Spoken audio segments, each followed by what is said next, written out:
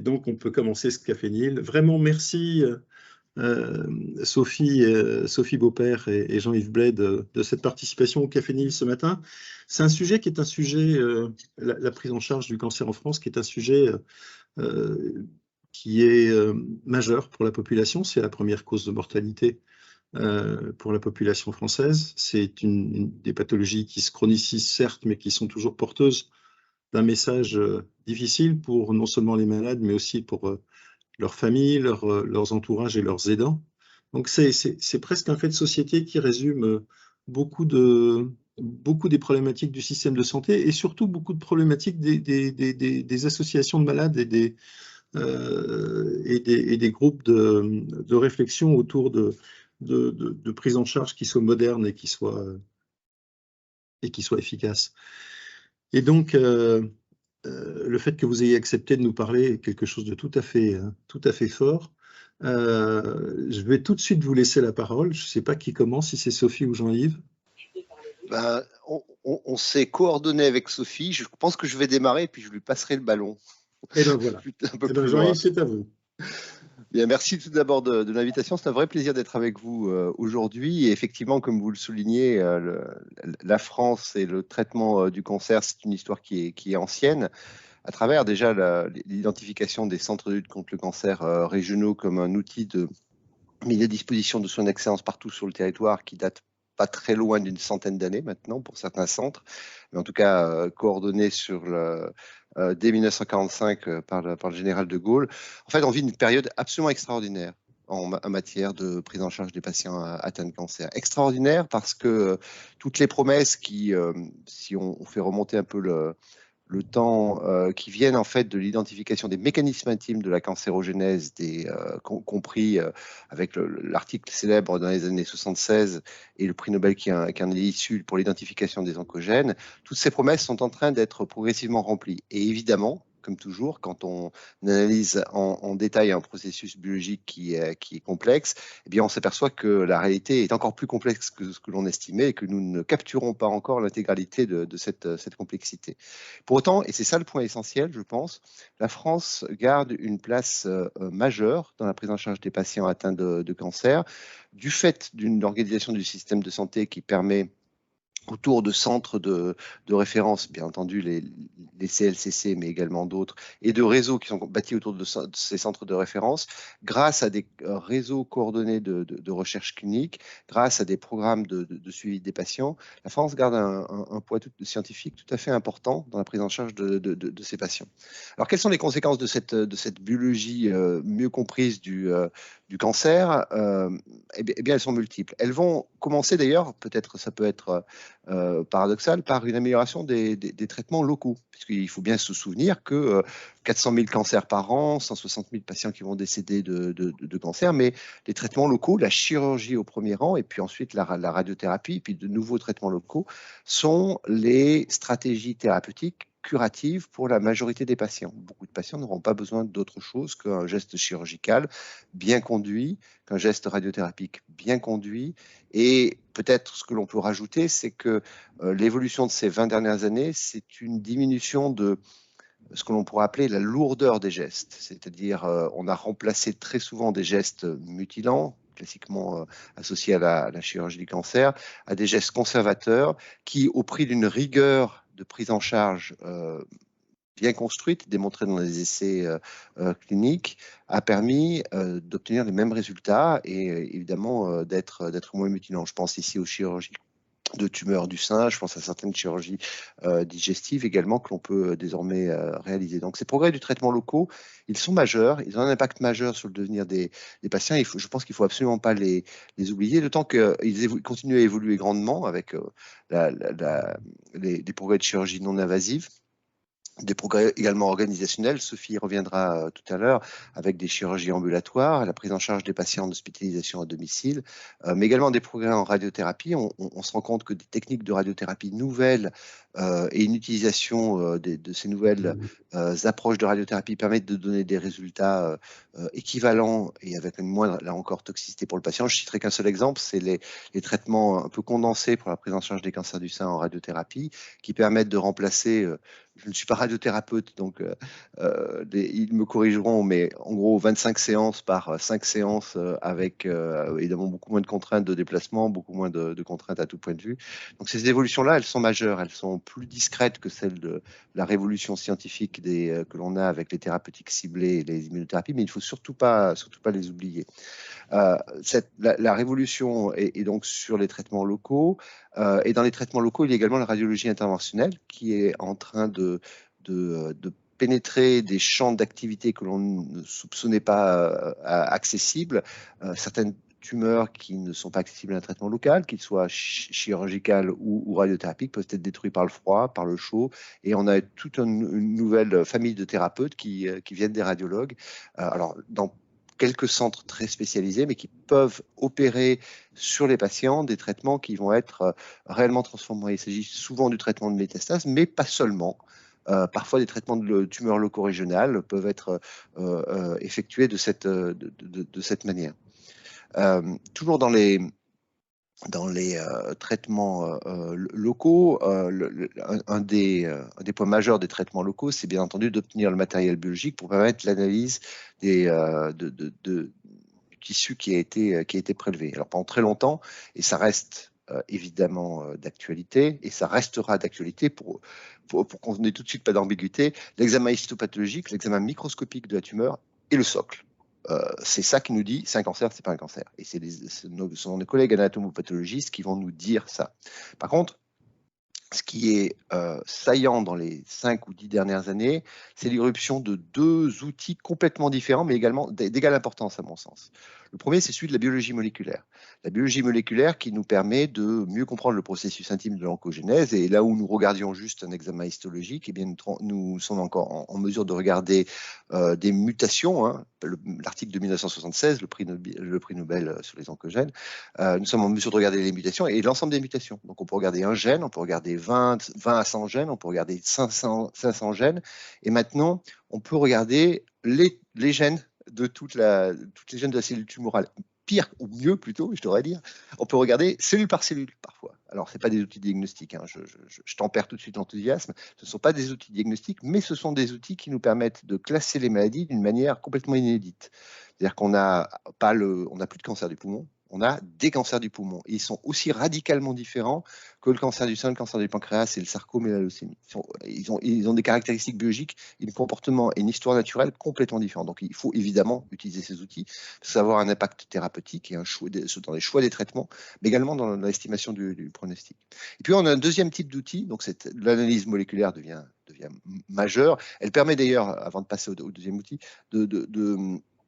d'avoir également une approche qui permet de décrire le comportement de la tumeur vis-à-vis de son système immunitaire, du système immunitaire du patient. Et là aussi, c'est un fait très important parce que cette biologie qui permet par exemple de regarder la charge mutationnelle, ce qu'on appelle le nombre de mutations de l'ADN par million de bases, est un outil qui peut permettre de guider le traitement dans un certain nombre de situations. On y reviendra tout à l'heure sur l'immunothérapie.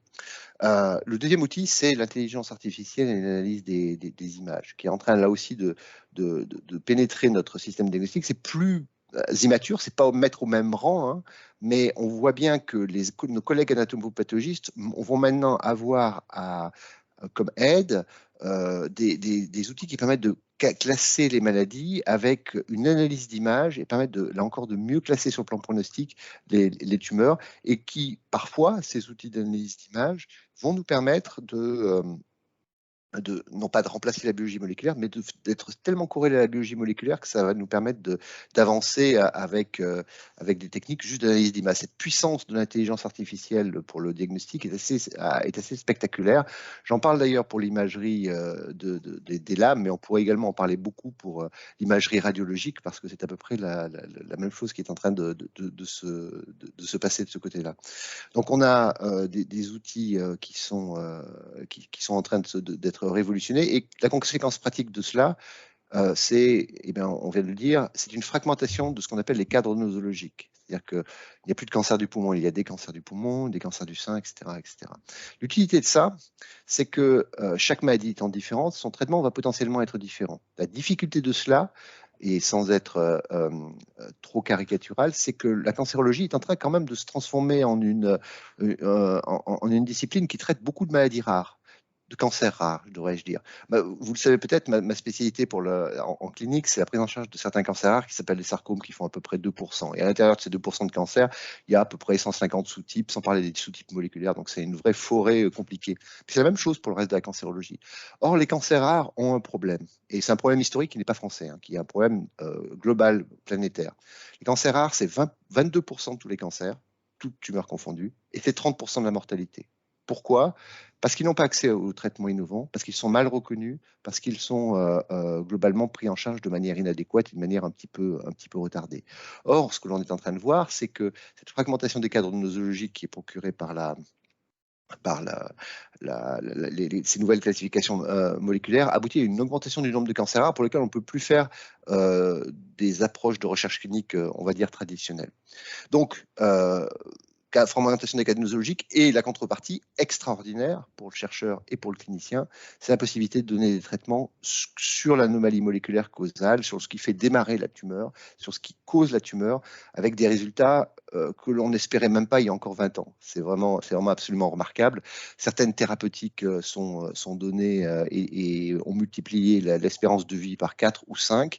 Et lorsque ce n'est pas le cas avec une seule thérapeutique, c'est la somme des thérapeutiques séquentielles qui a permis d'améliorer les choses de manière très importante. Je citerai comme exemple le cancer colorectal en phase avancée, où on est passé avant l'ère des médicaments, et là il y avait des cytotoxiques et des thérapeutiques ciblées, d'une médiane de survie de l'ordre de 12 à 14 mois à plus de 40 mois maintenant, alors qu'il n'y a pas eu d'un seul médicament révolutionnaire, il y a eu une somme de médicaments révolutionnaires. Donc ça nous invite vraiment à réfléchir à l'accumulation des progrès comme source et puis on guérit des patients métastatiques maintenant. Je pense que peut-être aurais-je dû commencer par cela. On guérit maintenant des patients métastatiques avec ces stratégies.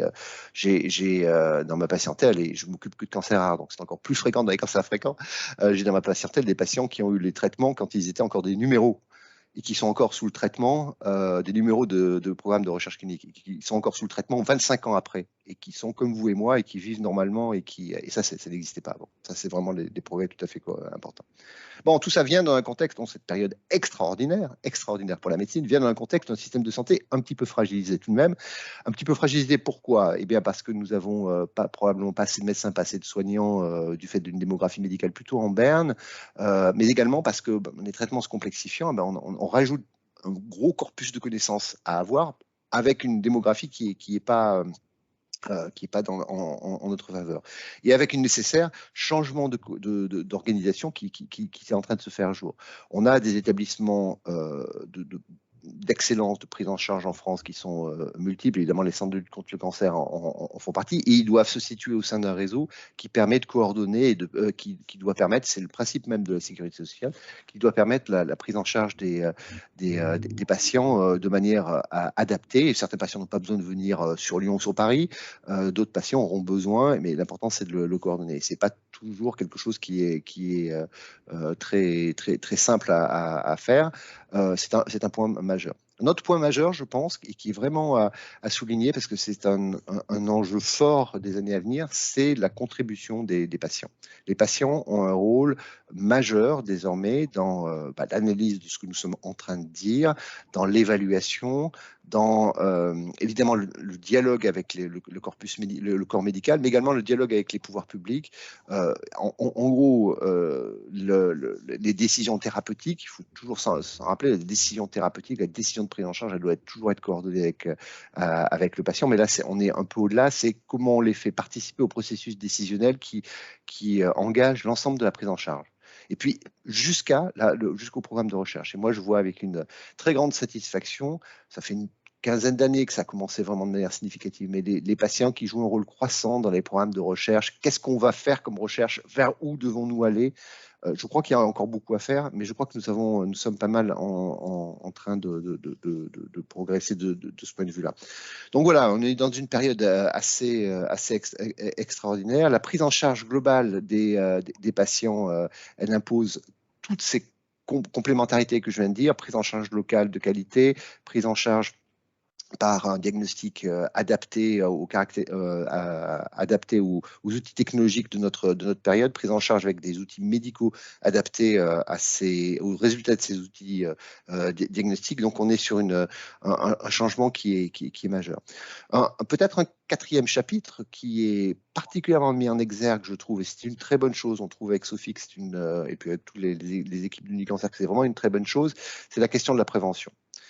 La France est un pays, c'est le pays de Pasteur, c'est le pays de Descartes, et parfois il oublie un peu qu'il est le pays de Pasteur et le pays de Descartes en matière de prévention.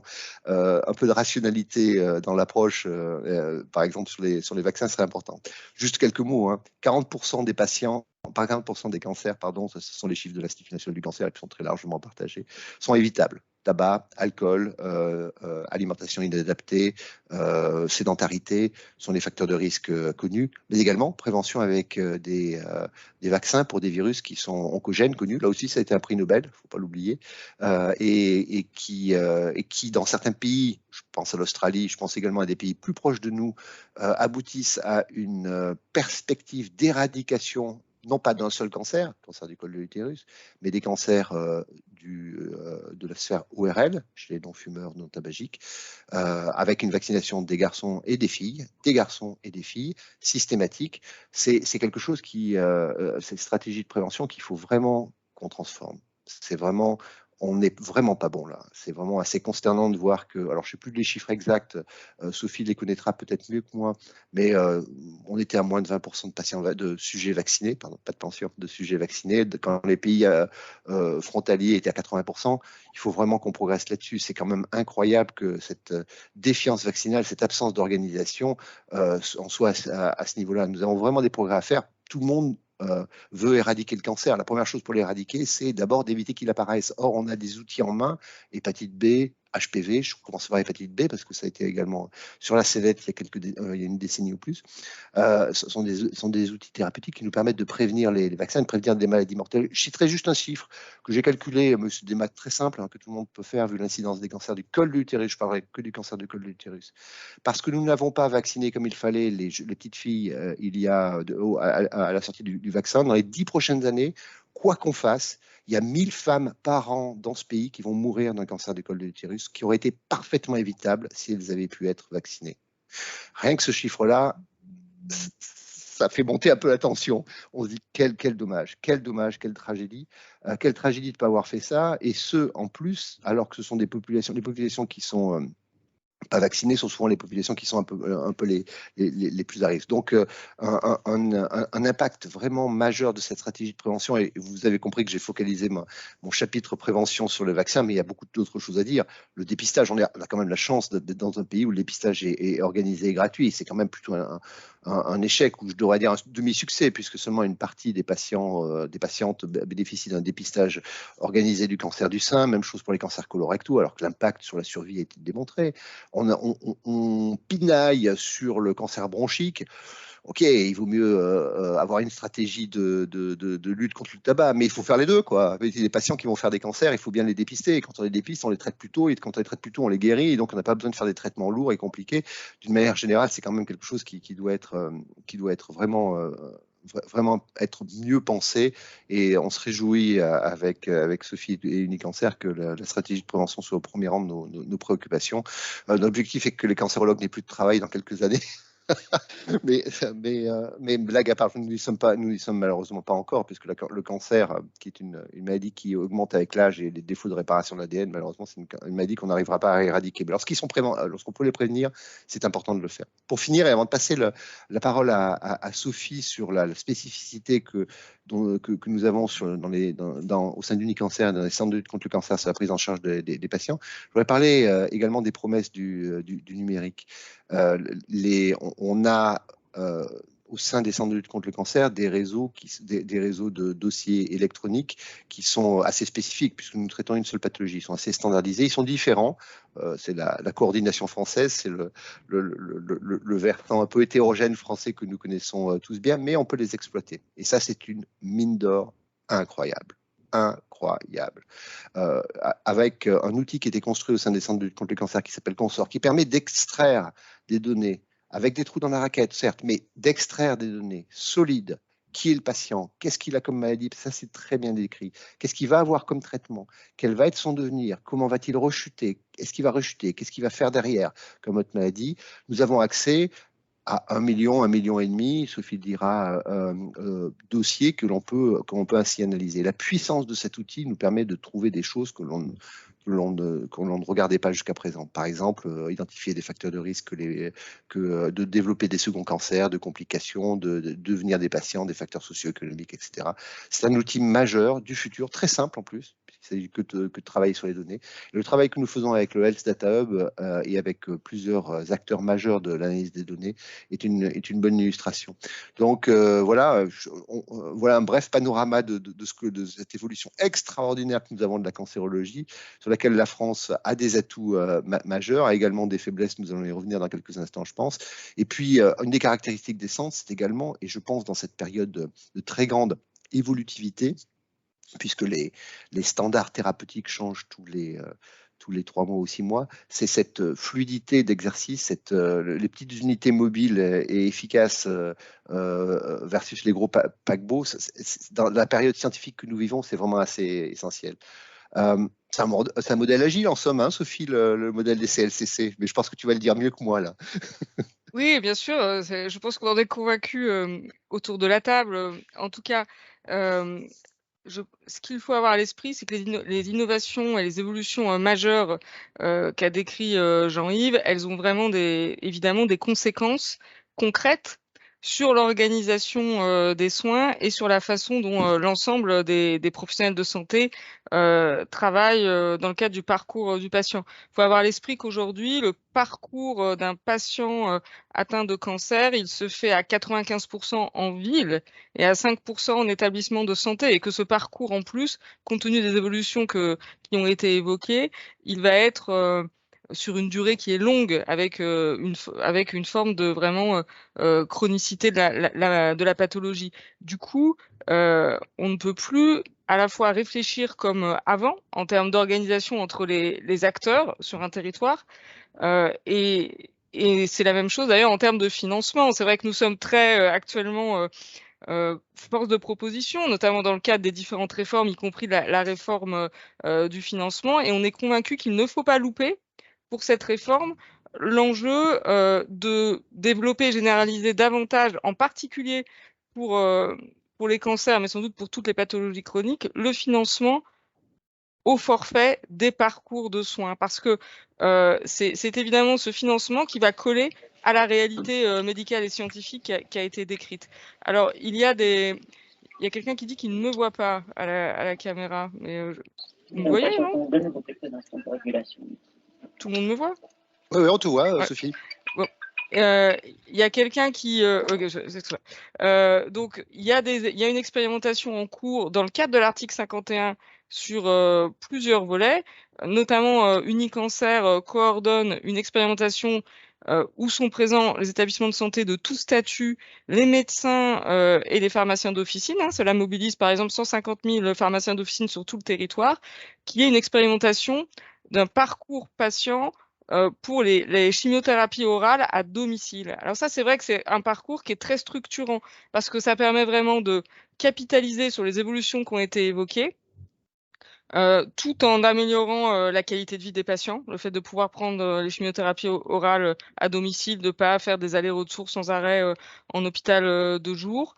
Et en même temps, cela est très efficient, puisque ce parcours, les forfaits qui sont attribués à chaque professionnel, que ce soit aux établissements de santé qui ont un rôle de coordination, aux médecins généralistes ou aux pharmaciens d'officine, sont entièrement autofinancés par les économies générées par les dépenses de transport non réalisées ou les actes non pertinents, finalement, qui ne sont pas réalisés. Donc, il y a moyen de transformer, c'est une conviction que nous avons, le système de financement en le rendant plus adéquat et en collant davantage aux évolutions de prise en charge, sans surcoût, en travaillant en fait sur vraiment une optimisation.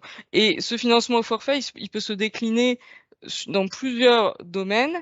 Jean-Yves a évoqué la radiothérapie et notamment l'hypofractionnement qui permet de réduire le nombre de séances. Il faut savoir que sur le sujet de la radiothérapie, et notamment, concernant le cancer du sein, quand on se compare, aux standards internationaux et européens, nous ne sommes pas bons en France aujourd'hui sur le nombre de séances de radiothérapie réalisées, par exemple, pour les cancers du sein. Pourquoi? Parce que le financement à la séance et non pas sous forme de forfait, n'incite pas à l'optimisation et donc au fait, d'acquérir pour, l'ensemble des structures, les machines qui permettent vraiment de faire de l'hypofractionnement et donc la réduction du nombre de séances. Et cela a donc une conséquence très directe sur la qualité de la prise en charge. Nous sommes donc très supportifs du financement au forfait pour la radiothérapie notamment. Et la prévention, je pense que c'est important de donner des exemples concrets, peut aussi d'ailleurs s'envisager sous forme d'un parcours. Aujourd'hui, il y a une expérimentation qui est assez différenciante, y compris au niveau international, qui est portée par l'Institut Gustave Roussy, qui s'appelle Interception, qui permet de faire du dépistage et de la prévention pour les personnes dites à haut risque de cancer, notamment en ayant mis au point avec les patients et avec des patients partenaires, un algorithme qui permet aux médecins généralistes de détecter si les personnes sont à risque de cancer ou pas. Et cela a un impact majeur sur la façon dont on peut, là encore, anticiper les choses. Et cette expérimentation, elle existe en Île-de-France, où l'ARS et la CEPAM ont accepté de financer cette expérimentation avec un forfait.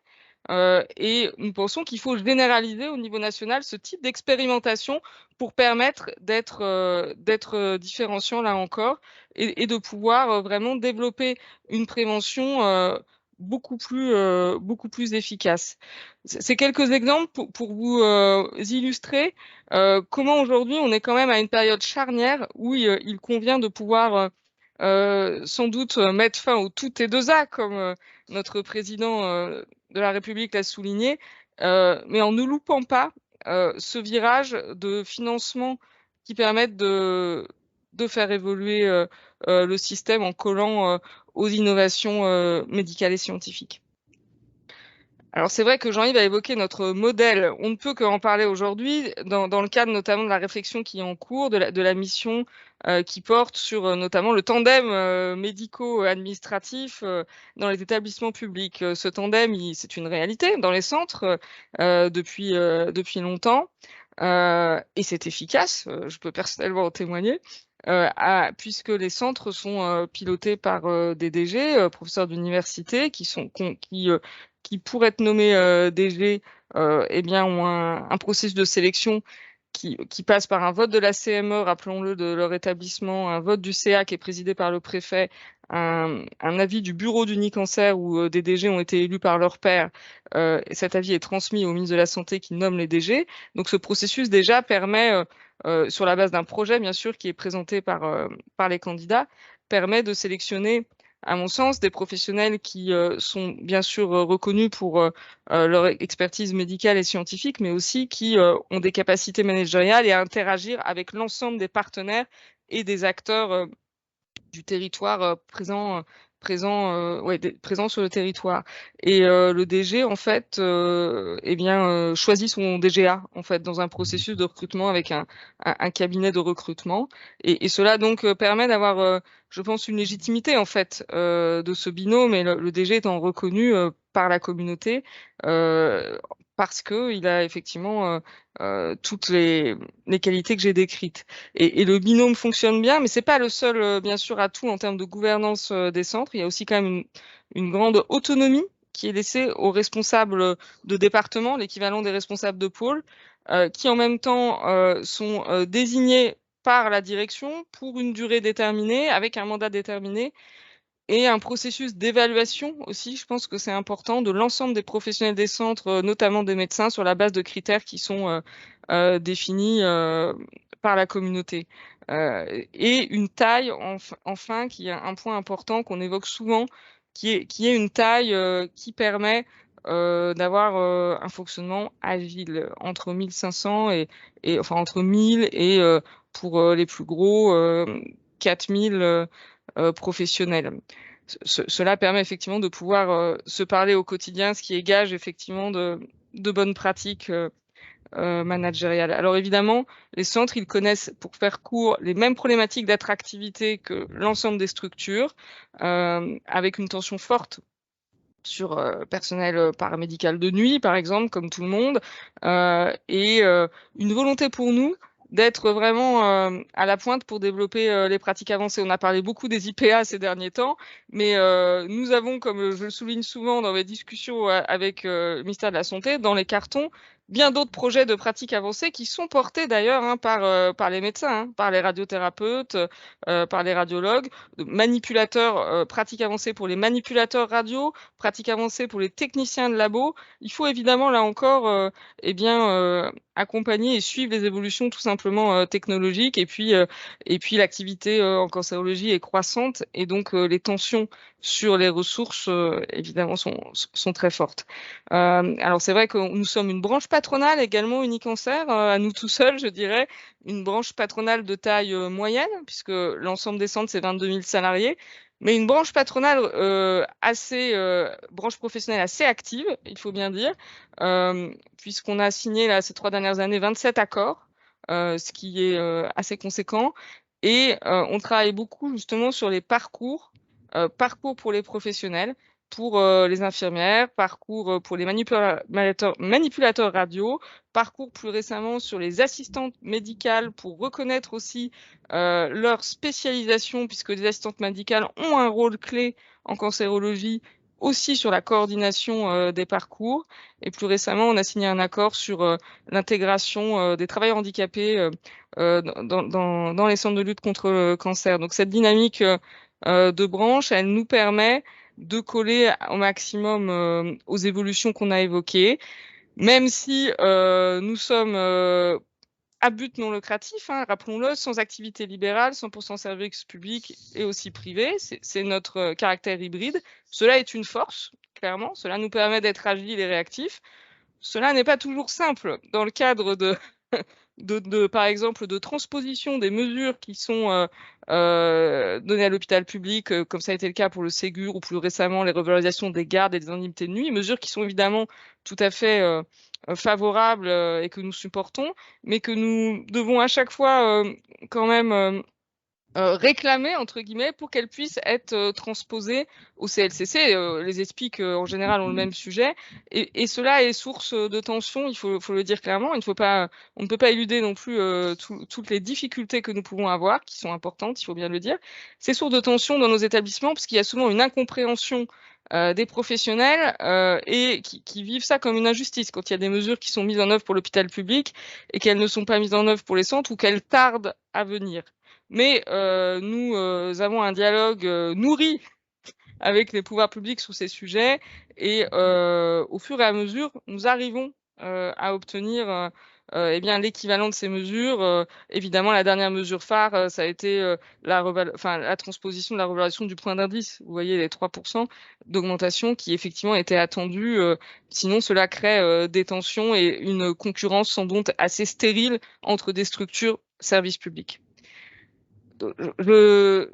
J'en ai, je pense, terminé, Jean-Yves, sur notre focus sur les centres et plus sans doute financiers et ressources humaines. Je crois que tu voulais conclure par ce sujet si important de l'accès à l'innovation.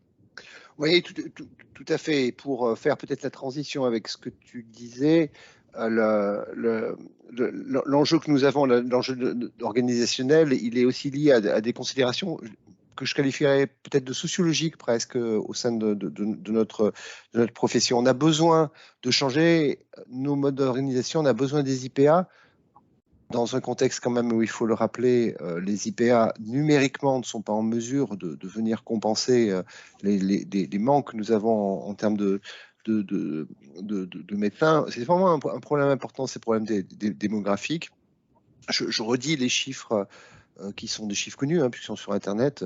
On a actuellement à peu près 12 000 médecins qui vont partir à la retraite chaque année, et je crois qu'à la sortie du concours de l'ECN, il y a 9 à 10 000 formés, parmi lesquels une partie n'exerceront jamais la médecine clinique. Donc on a un trou qui continue à se creuser, et dans une situation où en plus nos jeunes confrères, et c'est sans doute une très bonne chose, mais ne souhaitent plus avoir des carrières à 70 heures par semaine comme beaucoup de praticiens libéraux ou publics avaient dans les décennies précédentes. C'est quelque chose qu'il faut vraiment intégrer, car la diffusion des progrès au niveau de la population dépend de ces outils-là. Et s'y rajoute également, et ça m'attriste de le dire, mais c'est une observation qu'on fait tous, c'est la moindre attractivité des carrières hospitalo-universitaires. Et j'euphémise un petit peu là, on a des jeunes médecins, et dans les centres de lutte contre le cancer, c'est la même chose que dans les centres hospitaliers universitaires, qui veulent faire de la recherche clinique, de la recherche de transfert, de la recherche fondamentale, parfois à temps partiel, qui nous demandent de le faire, mais qui ne veulent pas s'inscrire dans le processus d'enseignement. Ils ne veulent pas avoir la triple ou quadruple fonction qui sont celles des universitaires. Et c'est quelque chose sur lequel nous devons vraiment réfléchir, parce que cette perte d'attractivité est, je crois, dangereuse sur le long terme pour la formation des futurs jeunes médecins, mais d'une manière générale pour l'excellence de la médecine française. Donc, c'est un point sur lequel nous sommes en grande réflexion avec Unicancer et avec Sophie, en réfléchissant sur des renforts de liens. Nous avons des liens traditionnels avec l'université sous forme de conventions, mais ils sont extrêmement hétérogènes, et probablement des conventions bipartites qui existent dans un certain nombre de territoires seraient de nature à, on l'espère, aider à infléchir cette situation, en tout cas pour les champs d'activité qui sont les nôtres, l'oncologie bien entendu, la pathologie, la chirurgie, etc. C'est quelque chose sur lequel il faut vraiment réfléchir. Et puis effectivement, et bien ces enjeux démographiques débouchent sur quelque chose qui est notre fond de notre ambition. C'est comment mettons l'accès à cette innovation extraordinaire que nous sommes en train de vivre pour l'ensemble des patients. Et nous avons là des enjeux importants sur ces dernières années. Je regardais, il y a parmi les tâches des universitaires, il y a la tâche de faire des enseignements post-universitaires, et puis on collige l'ensemble des interventions que nous faisons. Et je regardais sur les 5 dernières années le nombre d'interventions que j'avais fait sur la question de l'accès à l'innovation. C'est pas moins d'une par mois, en gros, au cours des 5 dernières années, parce qu'il y a vraiment des enjeux. Et les enjeux, peut-être, sont à plusieurs niveaux. Tout d'abord, des enjeux vis-à-vis de l'ouverture des essais cliniques précoces en France. Une des manières d'être présent sur la frontière de l'innovation, c'est de participer très tôt, voire d'être les initiateurs. Ça a été une de nos caractéristiques pendant de nombreuses années, ça l'est moins, d'être les initiateurs d'études cliniques de première administration à l'homme, de nouveaux médicaments en classe. C'est là où se fait la frontière de la recherche, c'est évident. Et ce que l'on constate, c'est que la France, pour différentes raisons qu'on peut évoquer là, a perdu sa place de premier de la classe au niveau européen, et au profit de pays très dynamiques et actifs comme l'Espagne, comme la Belgique, comme les Pays-Bas, qui ont des processus d'approbation des essais cliniques qui sont plus rapides. Alors, il y a un peu plus d'un an maintenant, le président de la République, à l'occasion du CSIS, avait indiqué qu'il s'agissait d'infléchir cette trajectoire et de regagner des places. Et je crois qu'indiscutablement, il y a eu un travail important qui a été fait par les pouvoirs publics pour accélérer ces processus, et on le voit déjà en termes de métriques, on voit déjà des progrès. Mais on le sait tous, sur une compétition internationale où il n'y a que des excellents, pour remonter sur les marches, on descend en ascenseur et on monte en escalier. Hein. Pour remonter sur les marches, eh bien, c'est un long travail. D'autant que tous les problèmes ne sont pas réglés. On a dans le processus d'ouverture des études des goulots d'étranglement successifs qui nous mettent un peu en difficulté, nous, investigateurs et centres de recherche français, pour avoir les études tout de suite ici et maintenant. Et quand on en parle avec les collègues dans les grands groupes internationaux et dans les filiales françaises, comme dans les filiales, comme au niveau des sièges, oui, vous êtes bien en France, vous faites de la bonne recherche clinique, mais on viendra vous voir quand on aura besoin de grand nombre de patients, parce que pour les essais précoces, la rapidité n'est pas toujours au rendez-vous. On a beaucoup de mal à faire infléchir ça. Donc ça, c'est un enjeu, parce que lorsqu'on a la phase 1, c'est assez facile de construire selon notre expertise la phase 2, puis la phase 3. Lorsqu'on arrive en phase 2 à la phase 3, on est dans le wagon de deuxième classe au bout du train, en quelque sorte. Et c'est une position complètement différente. Le deuxième élément, je pense, sur lequel il faut qu'on porte notre attention, c'est cette médecine moléculaire, cette médecine de précision, tiens, je me rends compte qu'on n'a pas utilisé le terme de médecine de précision depuis le début de cet échange, qui impose la biologie moléculaire pour la caractérisation des maladies, pour la quasi-totalité des maladies. Et les grands centres mondiaux l'ont intégré dans leur pratique. En France, nous avons une difficulté autour de l'inscription à la nomenclature de ces actes de biologie qui sont devenus indispensables pour traiter les patients.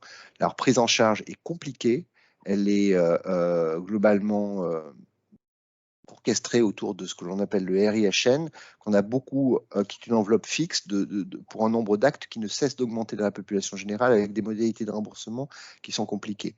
Ça doit pouvoir évoluer, c'est un élément essentiel pour que ça puisse évoluer parce que pour avoir un diagnostic moléculaire et une classification optimale des patients, c'est devenu indispensable. Et pour guider le traitement du patient, c'est encore plus devenu indispensable. Donc là-dessus, les praticiens et de nombreuses présentations de différents praticiens des centres et des CHU ont eu lieu sur ce sujet ces dernières années.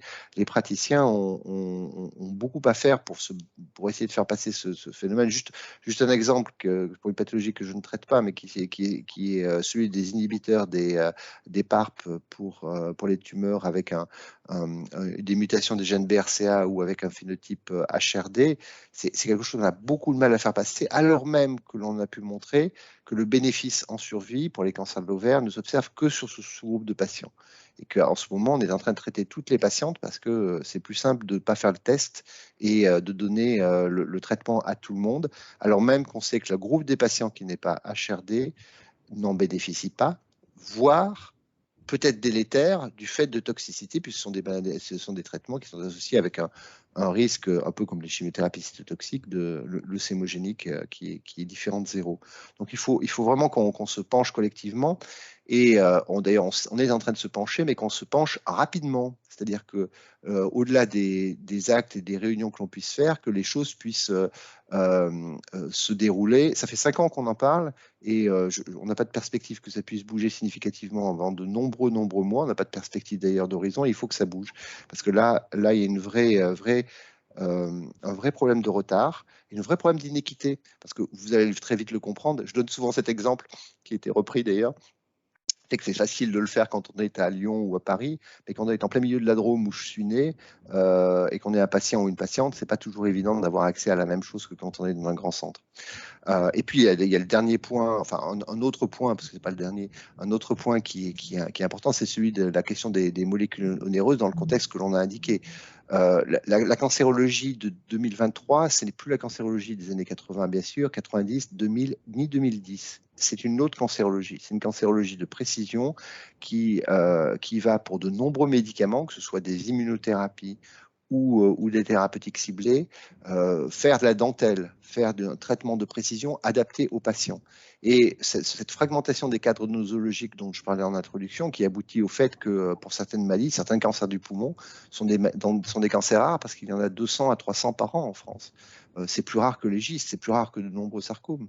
Donc, si ces cancers du poumon ne sont pas diagnostiqués et ne peuvent pas bénéficier d'un traitement ciblé qui donne plus de 80% de réponse, qui donne des survies sans progression qui sont de plus de 2 ans, qui donne des patients en vie longtemps, sans nécessité de traitement cytotoxique, ne sont pas disponibles, c'est un problème. On constate que les processus d'évaluation qui sont mis en œuvre au sein de la commission de la transparence sont devenus de ce point de vue-là inadaptés. Il n'est pas possible de faire des études randomisées pour des tumeurs qui ont une incidence de 100 ou 200 patients par an dans notre pays. D'abord parce que les autres pays ont considéré qu'il n'y avait pas besoin de ça au vu des données des études de phase 2, donc on serait obligé de le faire avec un petit nombre de pays. Et puis, dans le contexte où, de toute façon, c'est difficile d'avoir les tests moléculaires, chapitre au-dessus, ça devient la quadrature du cercle, ça devient impossible de le faire. Et je rajouterais à cela un élément supplémentaire, qui est que quand on fait une étude randomisée, les bonnes pratiques cliniques vous indiquent que c'est la fin du premier chapitre.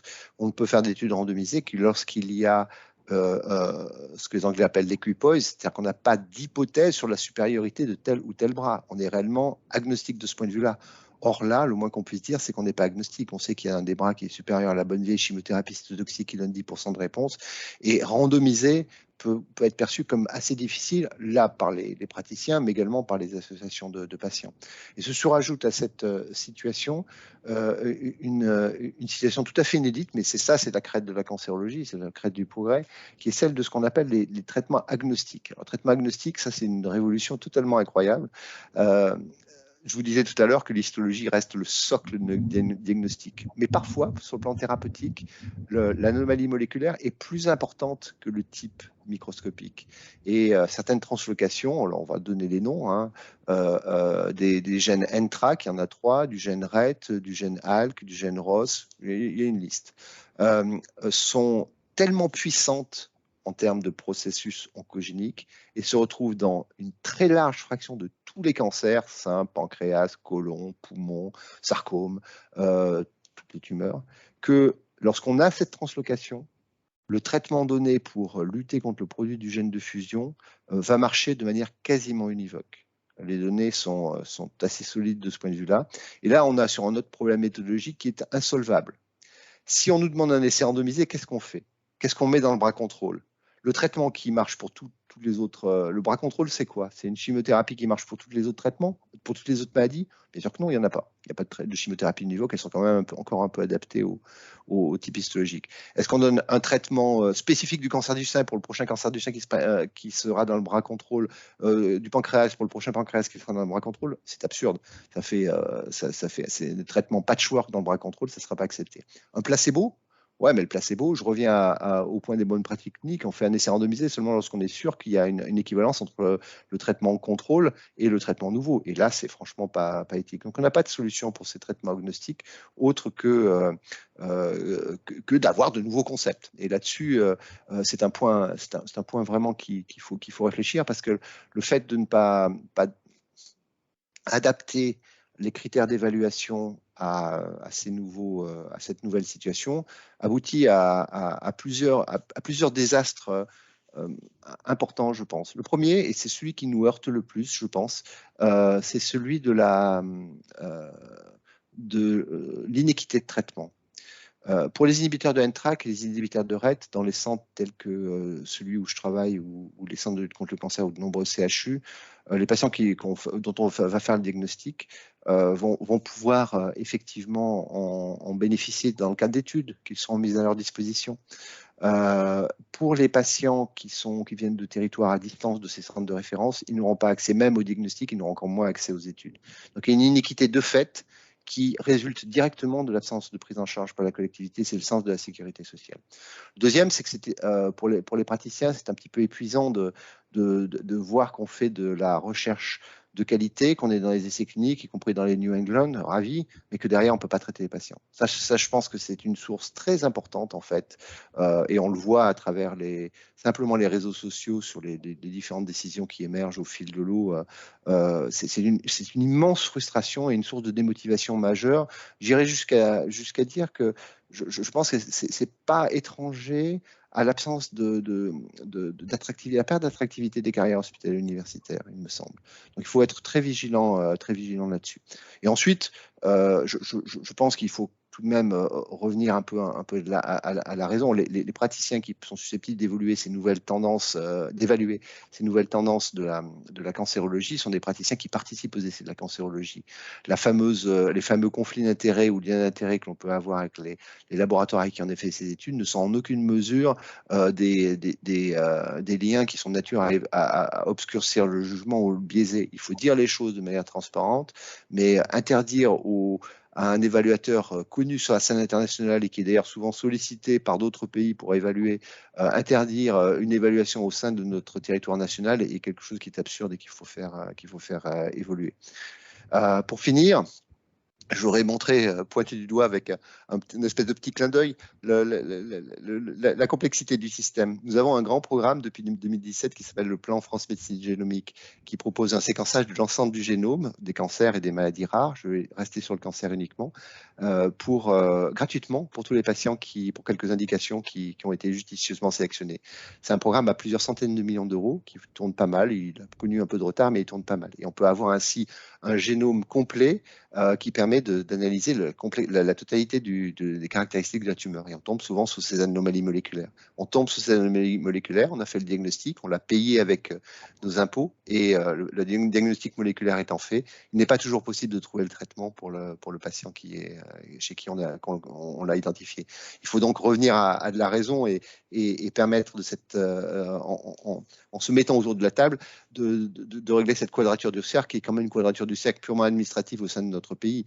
L'intérêt global, l'intérêt scientifique, l'intérêt avant toute chose, et c'est ça le plus important, du patient et de l'équité de traitement, nous impose de nous pencher dessus, pas à travers des commissions multiples et variées qui vont prendre des mois, de régler le problème ici, maintenant, en 2023. Ça me paraît vraiment absolument indispensable, et c'est quelque chose sur lequel nous sommes très engagés sur Unicancer, puisqu'évidemment de nombreux praticiens Unicancer sont impliqués dans ces programmes de recherche avec une visibilité internationale. Je vais finir par ce cocorico. Hein.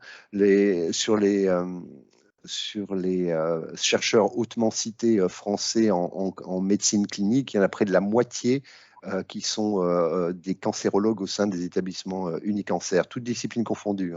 Hein. Donc on voit que la cancérologie et Unicancer portent haut les valeurs de la recherche française, et quelque chose que nous avons à cœur avec Sophie de continuer à porter et de promouvoir. Je vais peut-être te laisser, Sophie, la parole de conclusion pour dire que nous sommes donc vecteurs de l'innovation et que nous avons de nombreuses propositions à faire pour cette évolution du système de santé. Je conclurai ce chapitre juste en disant que nous sommes dans une période extraordinaire et qu'il faut veiller à ce que les fruits de la recherche que nous payons et que nous développons puissent être mis à disposition de tous nos patients, car c'est l'objectif de la recherche que nous faisons. Et après, je pense que la conclusion était parfaite, et l'intérêt, c'est de pouvoir échanger, bien sûr, et de répondre aux questions. Merci. Alors vraiment, merci, c'était passionnant. C'était absolument passionnant, et avoir un point holistique sur ce qui se passe à l'heure actuelle en cancérologie, et en particulier chez Unicancer. Ce qui se passe en France par rapport au système de santé, les difficultés que vous rencontrez. Et alors, il y a un mot que vous n'avez pas prononcé, c'est le mot argent. C'est rare dans un débat public qu'un acteur ne parle pas de financement au sens propre du terme. Mais ça souligne aussi bien que peut-être que la finalité d'un système de santé, c'est pas de faire des économies, c'est surtout de mettre à disposition des malades des solutions thérapeutiques pour qu'ils puissent s'en sortir. Je vais passer la parole, alors on passe aux questions-réponses, et je vais passer la parole à Benoît. Juste avant, Benoît, que tu la prennes, j'aimerais deux choses. Si c'est possible que vous vous inscriviez en levant vos mains sur les questions, et que je prendrai dans l'ordre. La deuxième chose, c'est que vous vous présentiez, et surtout que les questions soient courtes, pour qu'on puisse avoir le maximum de questions qui soient prises en compte. On n'a pas forcément besoin d'avoir l'intégralité de votre curriculum vitae et tout ça, simplement votre position dans la société, et puis votre question. Pas de commentaires, s'il vous plaît, on passe directement comme ça aux questions-réponses. Benoît, c'est à toi. Merci Jean-Yves et Sophie pour cette longue introduction, mais très complète et très intéressante. Pour ceux qui suivent les centres anticancéreux depuis plus de 20 ans ou 25 ans, ça fait plaisir de vous voir dans cette forme-là, parce que, disons qu'au tournant des années 2000, certains pensaient que les centres anticancéreux pouvaient éventuellement changer ou être transformés ou être pris par d'autres plus gros, et que l'agilité, vous en avez fait la démonstration. Je voudrais poser juste deux questions, parce que dans ce qu'a dit Jean-Yves, très complet sur la complexité du cancer moderne et donc de la recherche clinique, il y a une chose que je n'arrive pas totalement à comprendre, c'est est-ce que la solution, elle est dans dans le processus financier? Est-ce qu'elle est dans l'intelligence artificielle? Est-ce qu'elle est dans les accords entre les grandes institutions? Quand on voit des accords entre les grands centres anticancéreux lyonnais et parisiens, est-ce que c'est ça la solution? Est-ce que le fait qu'en France, il y ait aussi des prises en charge de cancer dans le privé, voire aussi, moi j'ai connu quand j'étais à Nancy des recherches cliniques qui étaient basées aussi sur un réseau de généralistes. Qu'est-ce qui aujourd'hui, avec la nouvelle avec la nouvelle présentation des cancers modernes, qu'est-ce qui serait le plus efficace pour l'avenir pour organiser la recherche clinique? Ça, c'est ma première question. La deuxième, c'est sur le modèle. Vous en avez fait la démonstration. Vous savez que je suis partisan d'un statut unique du médecin. Est-ce que ce ne serait pas l'occasion de montrer que chez vous, ce statut-là est quand même le bon, même si, par exemple, la partie intéressement des médecins pourrait être augmentée chez vous plus que ça n'existe aujourd'hui? Voilà. Pour le premier point, je laisserai peut-être Sophie répondre sur le deuxième point. C'est vrai que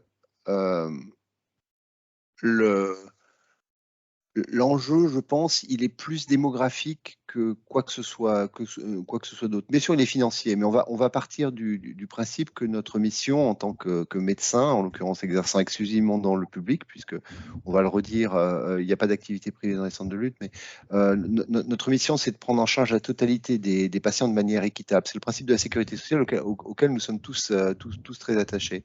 Je pense que ce principe-là étant donné, et le principe également du fait qu'on ne puisse pas donner des soins autres que ceux de la crête de la connaissance, des soins d'excellence, impose effectivement un choix politique qui est celui de mettre à disposition les moyens financiers pour le faire et les moyens de recherche pour le faire, ce qui a globalement été plutôt fait. Alors, la France est forte en réseau de recherche clinique en cancéro, en tout cas pour ce que je peux en voir. La France est forte en programme de recherche fondamentale sur la cancérologie.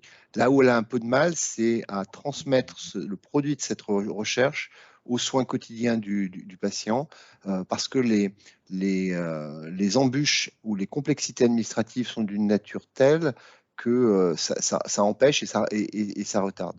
Et c'est là-dessus, je pense, où nous devons porter notre attention, parce que ça revient. La conséquence derrière de cela, c'est que on commence à voir un espèce de décrochage. Il n'y a pas de médecine bien d'un côté d'une frontière et bien de l'autre côté d'une frontière, évidemment. On a uniquement une médecine. La science, elle est partout sur le globe, elle est au même niveau. Si on perd les standards de traitement, si on n'est plus capable de faire les standards de traitement dans notre pays pour un certain nombre de situations, ça veut dire qu'on ne viendra pas nous voir pour le traitement de rattrapage de ces standards de traitement. Et c'est ce qu'on commence à voir avec cette perte d'expertise qui nous chagrine pour un certain nombre de situations. Donc on a un travail collectif à faire, on a un très bon socle. Encore une fois, on est dans une période extraordinaire pour la biologie et la cancérologie, on est une période où la France dispose de forces indiscutables, mais il faut effectivement se rassembler collectivement sur notre capacité à transmettre et à mettre à disposition des patients ces progrès. Alors maintenant, le statut de médecin unique, je crois qu'effectivement, il n'est pas trop mal mis en place dans notre fédération, Sophie. Oui, je pense qu'au-delà du statut de médecin, je vais répondre par une boutade, c'est sans doute peut-être le statut même d'ESPIC qui peut être un modèle intéressant, y compris pour l'hôpital public.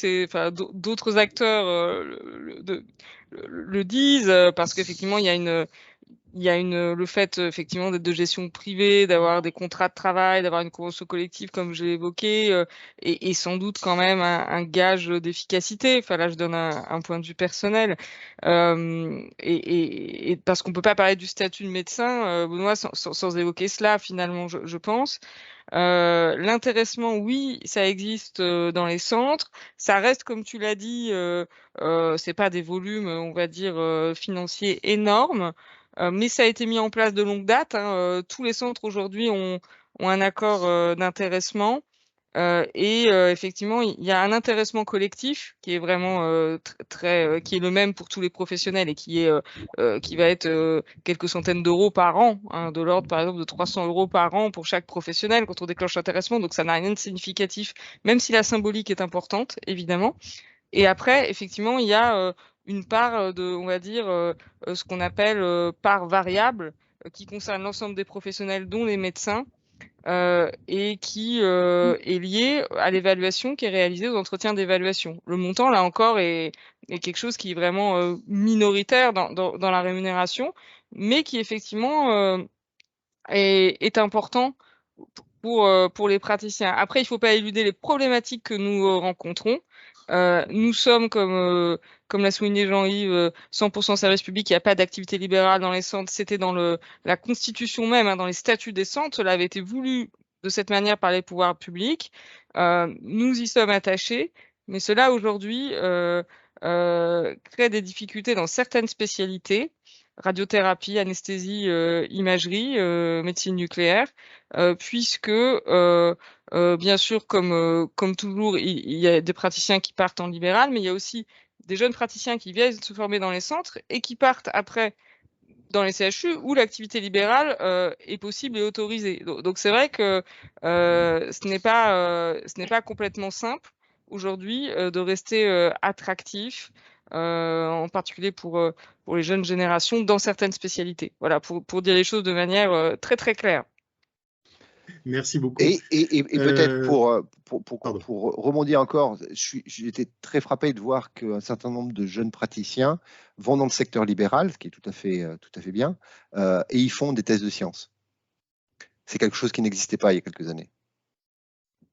D'accord. Tout à fait. Merci. Pierre Morneau, vous vous présentez et vous posez votre question? Bonjour, Pierre Morneau, je suis le directeur général de Takeda en Suisse. Bonjour Jean-Yves. Bonjour Pierre. Comment vas-tu? Non, j'avais une question qui est en lien avec les nouvelles technologies et avec la nouvelle façon de traiter le cancer. On a l'IA, on a la biologie moléculaire qui évolue. Pourtant, notre recherche est encore très très focusée sur la médecine curative et pas la médecine préventive. Est-ce qu'aujourd'hui, les systèmes sont prêts aussi pour aussi changer le paradigme et aujourd'hui investir un peu plus, sachant que nos systèmes de santé ne sont pas prêts à traiter sans savoir s'il va y avoir un cancer ou pas derrière? Quelles en sont les discussions un peu en ce moment en recherche? Je pense que tu as dit le fond du problème, c'est-à-dire que les hôpitaux sont là pour soigner. Leur activité de prévention a toujours été, même si elles sont dans nos missions régaliennes, hein, puisqu'elles sont établies dans nos missions de l'ordonnance de 45, ça n'a pas été notre mission prioritaire et je pense que c'est évidemment une erreur. D'ailleurs, on le voit sur les échecs des échecs, c'est un peu dur de dire ça, mais la médiocre efficacité des programmes de prévention primaire ou secondaire qu'on a déjà évoqués.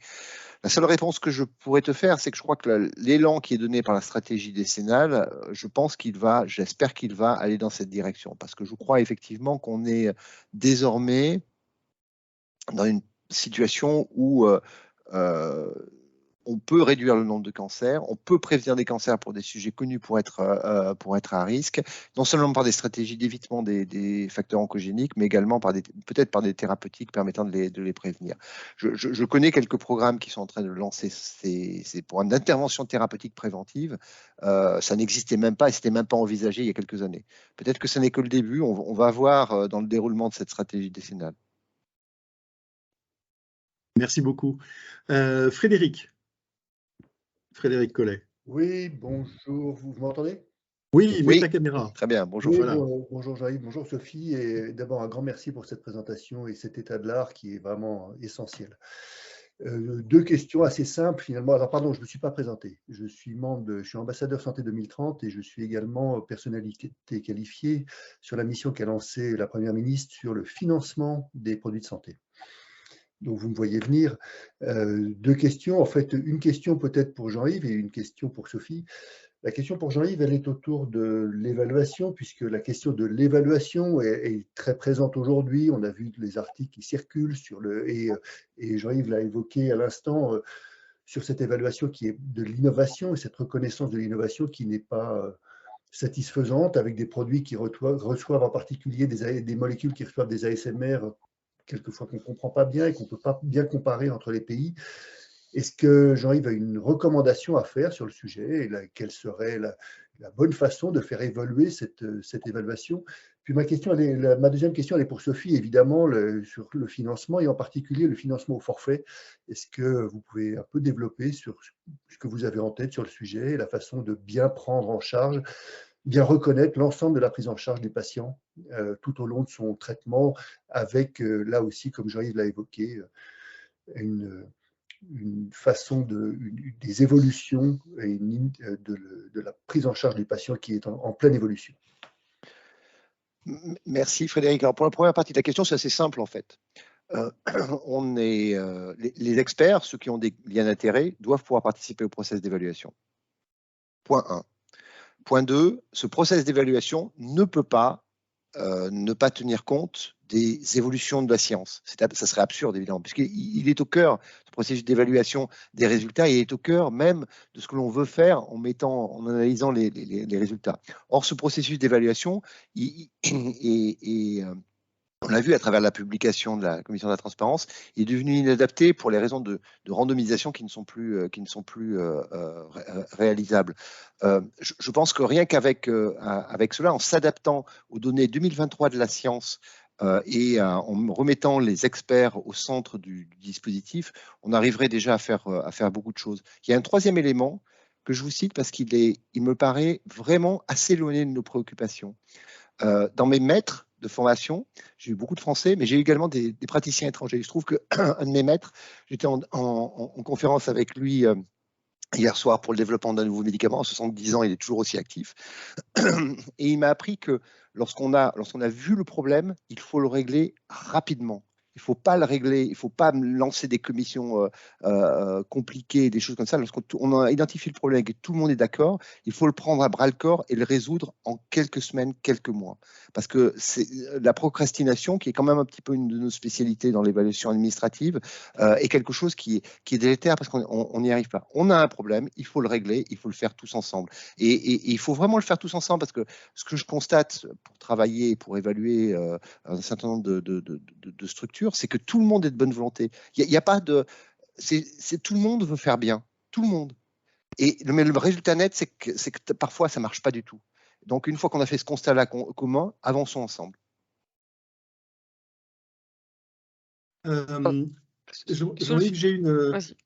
Frédéric, tu avais une question supplémentaire, non? Il y avait le financement au forfait, je crois. Oui, il y avait le financement au forfait. Oui, exactement. Merci d'abord. Merci, Jean-Yves. Ouais, donc peut-être pour... en fait, si on prend les financements au forfait, il y a des parcours. Il y a un parcours, par exemple, que j'ai évoqué, qui est chimio orale à domicile, qui est donc l'idée par Unicancer au niveau national. Et puis, en Auvergne-Rhône-Alpes, où je travaillais précédemment, il y a par exemple un forfait qui est intéressant, puisque là, c'est pour les immunothérapies à domicile. Donc, il y a un article 51 au niveau régional. Et donc, ces deux financements au forfait, non pas que l'article 51 soit la panacée, c'est complexe, etc., mais ça a quand même le mérite d'exister, là encore. Et je crains, je parle quand même d'une crainte, c'est qu'on ne puisse pas généraliser, parce que j'entends parfois dans les discussions informelles, ah mais oui, mais tu comprends, il y a le système d'information de la CNAM d'un côté pour la ville, il y a le système d'information du ministère de la Santé de l'autre pour l'établissement de santé, donc en fait, généraliser des financements au forfait pour des parcours, même si on démontre qu'ils sont efficaces, ça va être très compliqué. Et là, je rejoins Jean-Yves, ça va être très compliqué n'est pas une réponse. Si en plus, ce sont des forfaits qui donnent du sens aussi aux acteurs en rémunérant de manière juste le temps de coordination, le temps d'évaluation des effets secondaires des traitements, alors il faut qu'on trouve la solution pour pouvoir les généraliser et ne pas se heurter à des difficultés qui sont des difficultés techniques actuelles. Ça, c'est vraiment un point important. Alors, je ne sais pas à quel degré de détail vous souhaitez. On pourra d'ailleurs faire un échange ultérieur. En fait, ce type de financement au forfait permet à la fois de financer l'évaluation déjà qui est faite par le centre de référence en première intention, ensuite le temps de coordination sur un temps long qui va être de 2 à 3 ans, vous voyez, et avec aussi le financement du temps d'intervention du médecin généraliste qui revoit également le patient, de l'infirmière libérale qui va venir à domicile et du pharmacien d'officine en fait. Et cela permet d'évaluer les effets secondaires des traitements et de pouvoir ajuster en fait le traitement en fonction de l'état de santé du patient. Donc c'est pour nous vraiment quelque chose de majeur. Après, je suis tout à fait partante pour vous exposer plus en détail ces différents parcours. Volontiers, mais peut-être offline et dans un autre forum. Merci. Tout à fait. Oui, parce qu'autrement, on va pas pouvoir passer toutes les questions. Avant de passer la parole à Alain Pérez, qui est journaliste, moi j'avais une question, c'est que à l'heure actuelle, le processus de refondation du système de santé se base sur une approche régionale, une régionalisation des décisions pour essayer d'y trouver plus d'efficience. On s'aperçoit dans un certain nombre de sujets d'ailleurs que ça fonctionne plutôt bien et que les acteurs locaux et les décideurs locaux se retrouvent plus facilement autour de la table qu'au sein du 14 Ségur où on a des kilotonnes de réunions qui interrogeraient n'importe quel cabinet de management, parce que souvent on s'aperçoit qu'il n'y passe pas grand-chose. Qu'est-ce que vous pensez de l'échelon régional et de la collaboration qui peut exister entre les différents acteurs sur le terrain et ces décideurs qui peuvent être financiers ou organisationnels? Je pense en particulier aux ARS qui peuvent jouer des rôles qui sont des rôles d'animation sur le terrain et de facilitateurs sur la mise en place d'un certain nombre de projets. Sophie, est-ce que tu veux prendre la parole? Peut-être, oui, du point de vue médical, c'est une très bonne chose la régionalisation, c'est d'ailleurs nos missions. Si on veut soigner avec équité tout le territoire, on a besoin de s'ancrer sur le mode régional. L'enjeu, je pense, c'est que la coordination interrégionale soit cohérente, c'est-à-dire qu'il y ait des décisions homogènes qui soient prises entre les différentes régions. Et là-dessus, il va y avoir besoin quand même d'un chef d'orchestre équitable pour que tout ça soit orchestré de la même manière. Sophie, je te laisse parler. Oui, j'allais dire, je pense à peu près la même chose, c'est-à-dire que on puisse faciliter dans les territoires les projets qui sont portés par plusieurs acteurs. Et je trouve que cette dynamique, elle commence vraiment à se développer, où les ARS de plus en plus, et c'est vraiment, je pense, un de leurs rôles clés, favorise des expérimentations au niveau régional. J'ai évoqué Interception qui est portée par l'ARS Île-de-France, l'ARS Île-de-France qui était aussi intéressée, travailler avec Gustave Roussy sur justement le forfait au parcours radiothérapie que j'ai évoqué. Le fait que des régions, des ARS portent comme ça des expérimentations qui ont vraiment du sens pour qu'après, et c'est l'étape à ne pas louper, elles puissent être généralisées au niveau national et à mon sens très fructueux, puisque effectivement on part de travail en commun d'acteurs de terrain, c'est soutenu au niveau régional, on vérifie que cela fonctionne et est efficient, car toutes ces expérimentations sont efficientes, et après on le généralise. Ça paraît une bonne méthode. Par contre, sur le plan effectivement en cancérologie, les enjeux sont quand même nationaux. Il y a un gros sujet d'inégalité territoriale, d'accès aux soins, à la recherche, et donc il faut garder quand même un prisme national et veiller à l'équité de traitement et donc c'est pour ça qu'il faut quand même un pilotage national. C'est pour ça qu'on est aussi supportif. On est supportif finalement d'expérimentation régionale, mais aussi d'appels à projets nationaux qui permettent justement de déployer ces expérimentations. C'est par exemple ce que l'on soutient dans le cadre de la prévention. On pense que le dépistage et la prévention, les résultats seront améliorés si ce sont des centres experts de prévention liés aux établissements de santé physiquement et que les équipes interagissent entre elles, entre soins et prévention. C'est le cas dans un certain nombre de centres et aussi d'autres structures où il y a des centres de prévention qui, si vous voulez, prévention et dépistage, vont faire l'ensemble de l'activité de prévention en lien avec les acteurs du soin. Et on pense que ça fonctionne mieux. Et s'il y a des appels à projets sur la thématique de la prévention, il y en a qui sont portés par l'INCa sur la recherche, notamment en prévention, mais il pourrait y en avoir des plus globaux. Alors, on est persuadé que les acteurs de terrain, parce qu'ils ont des projets, là encore, dans leur carton, mais qui, pour l'instant, n'ont pas vraiment de financement très encore établi, hein. Je pense à tout ce qui est prévention des séquelles à long terme pour les enfants, enfin pour les cancers pédiatriques. Et ça, il y a plein de projets, ça figure dans la stratégie décennale, mais il faut encore accompagner cette dynamique. Et donc des appels à projets nationaux, ça, les professionnels adhèrent à ce système, pour être clair. Merci beaucoup, Sophie. Alain, tu peux mettre ta caméra et Oui, te présenter. Oui, bonjour à tous.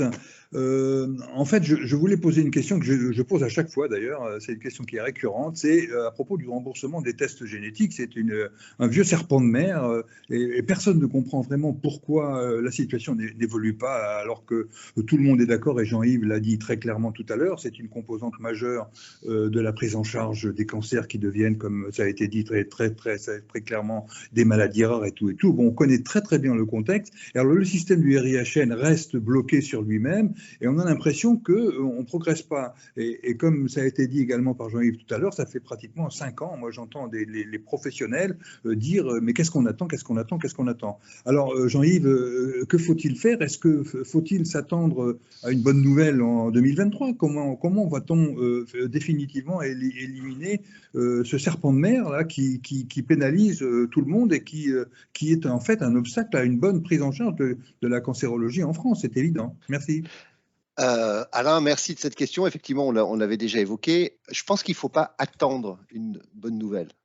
Je pense qu'il faut batailler pour l'avoir, la bonne nouvelle. Je reviens sur ce qu'on disait précédemment.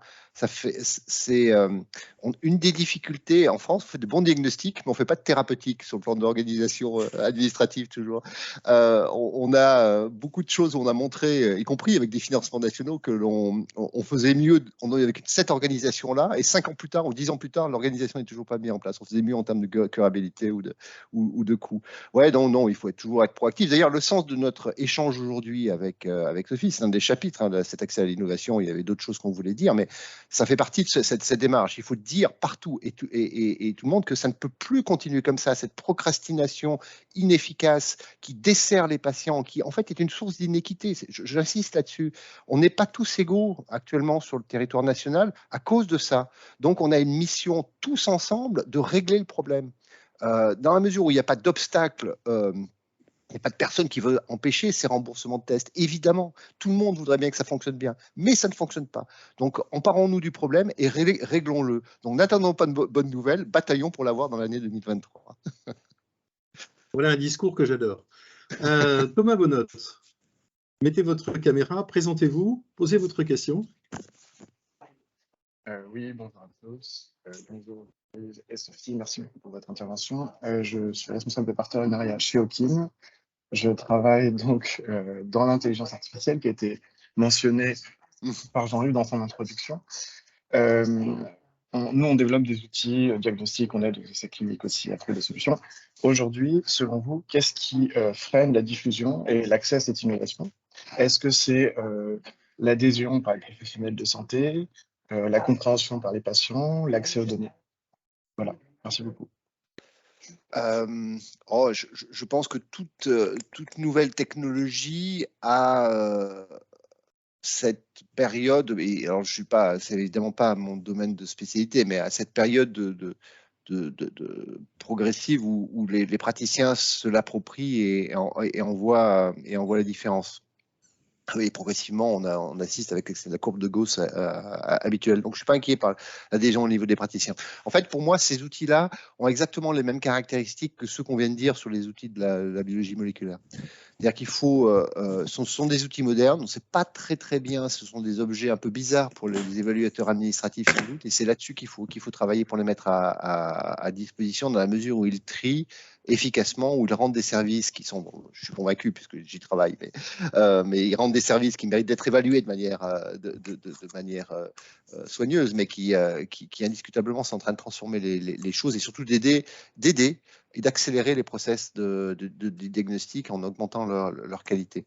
Donc, on peut faire quasiment la même remarque que ce qui vient d'être fait sur les tests de biologie moléculaire et qu'il faut, de manière proactive, mettre l'évaluation administrative de 2023 au rythme de la science de 2023. Très bien, c'est clair. Merci beaucoup.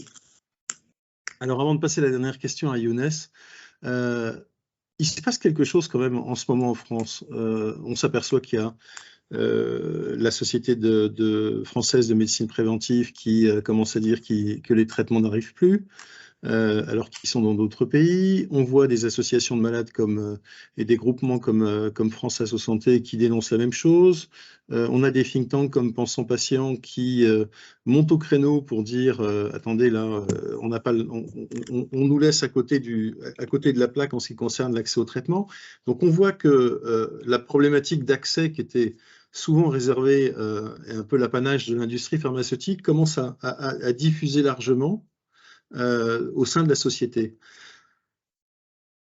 Il y a un échelon sur lequel j'aimerais avoir votre opinion, c'est est-ce qu'il faut mobiliser aussi les élus locaux, est-ce qu'il faut mobiliser les parlementaires sur ces questions-là, ou est-ce qu'on restera uniquement sur le champ technique? Est-ce que vous voyez dans cette mobilisation générale qui se fait en ce moment pour dire la finalité du système de santé, c'est l'accès aux thérapeutiques et l'accès au traitement, et pas simplement, et surtout pas de faire des économies. Enfin, je ne dis pas qu'il ne faut pas faire d'économies, il faut faire de l'efficience, mais on a quand même l'impression qu'à l'heure actuelle, chaque fois qu'on veut prendre une décision un peu innovante, on dit non, ça coûte cher. Bon, terminé. Est-ce que cet échelon-là de l'élu local est un échelon que vous voulez voir se mobiliser également? Je pense que oui, je pense qu'il faut faire feu de tout bois. Je pense qu'effectivement, la mobilisation actuelle que vous indiquez, qui prend un volume un peu supérieur à ce qu'on a vu, mais qui existe depuis des années quand même, mais qui prend un volume là du fait d'un certain nombre de non-approbation ou même radiation de médicaments de la liste en sus, Sophie y reviendra peut-être dans quelques instants, sont des éléments clés. En fait, tout ça est très dysfonctionnel. Ça nous invite à faire table rase des process d'évaluation et reconstruire quelque chose qui soit à la fois simple et basé sur la science de 2023, en fait. Donc oui, il faut mettre tout le monde sur le pont. Donc les élus locaux, sans doute également, ouais. Avec une difficulté qui est toujours la même, celle des élus locaux, c'est que les hôpitaux, enfin la présence des hôpitaux sur le territoire et leur connexion avec les grands centres est quelque chose d'assez sensible hein, pour les élus locaux, évidemment. Sophie, qu'en dis-tu ? Oui, bien sûr, c'est un sujet politique par essence, puisque c'est l'accès des traitements innovants pour les patients. Donc évidemment, c'est un sujet sur lequel doivent être mobilisés les élus, et ils le sont d'ailleurs, hein, parce qu'il y a des groupes cancer au Sénat ou à l'Assemblée qui sont très au fait de ces sujets. Et ça renvoie en fait aussi à un sujet d'ailleurs qui est porté aujourd'hui par plusieurs parlementaires, qui est la vision pluriannuelle en fait. C'est-à-dire que aujourd'hui, effectivement, la problématique, c'est qu'on est dans une logique d'annualité budgétaire avec la loi de financement de la sécurité sociale, dans lequel il y a quand même prévu, Jean-Yves a évoqué les radiations de molécules. Les radiations de molécules étaient prévues dans la loi de financement de la sécurité sociale comme génératrices d'économies. Et nous avons eu la surprise, les fédérations, il y a quelques semaines, d'avoir communication d'une liste de molécules principalement en cancéro radiées, sans mécanisme au départ de financement compensateur, et donc avec en plus en HAD, notamment avec une impossibilité même de faire de la chimie en HAD compte tenu de ces mesures. Donc on a dû batailler pour qu'il y ait un ajustement qui soit trouvé. On est en discussion là-dessus. C'est pour vous dire effectivement que c'est quand même des sujets qui peuvent être lourds de conséquences. Donc je pense que un des sujets, c'est la pluriannualité. Oui, bien sûr, il faut avoir une loi de financement annuelle de la sécurité sociale, mais à côté, en même temps, il faut avoir aussi une loi de programmation pluriannuelle sur la santé qui permet d'aborder tous ces sujets-là, puisque si on prend l'exemple de ce qui a été évoqué, des traitements innovants, des tests génomiques, on voit bien que le remboursement des tests permettra finalement d'administrer le bon traitement au bon patient, et que cela peut être générateur in fine d'économies, mais pas dans l'année budgétaire, sur une vision pluriannuelle. Et c'est donc sans doute cette vision-là qu'il faut aujourd'hui avoir, et c'est quelque chose qui est porté bien sûr par un certain nombre de parlementaires, et de plus en plus, je pense.